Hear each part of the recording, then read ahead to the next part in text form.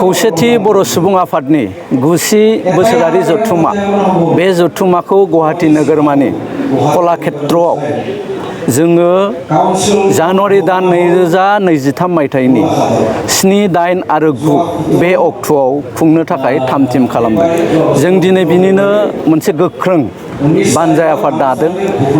एबारनि जि बोसोरारि जथुम्मा बे जथुम्मानि बानजायग्रा जिल्ला महरै 9 जिल्ला बिथांमोनहा थागोन। गुवाहाटी नोगोरमा, खोला कामरुप,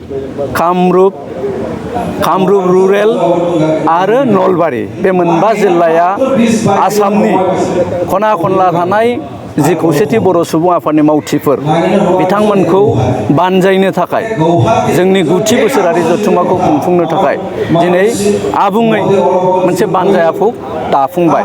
बे बानजाय आफादनि जोङो आफादगिरि महरै मोननो हादों रमेन्द्र नारायण कलिता मानगोनां बिथाङा नैबे गुवाहाटीनि सासे MLA।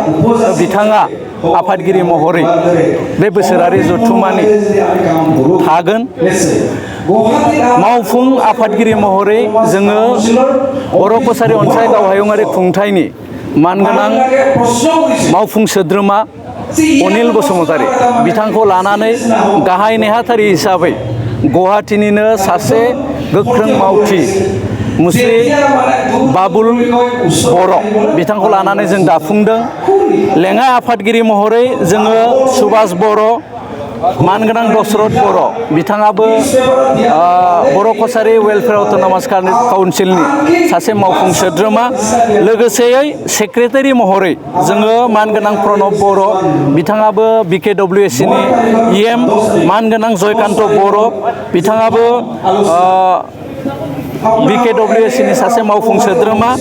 दुलाराय बर' फरायसा आफादनि गुवाहाटी जिल्लानि मानगोनां आफादगिरि अनजालु बसुमतारी बिथाङा नेहाथारि महरै थागोन।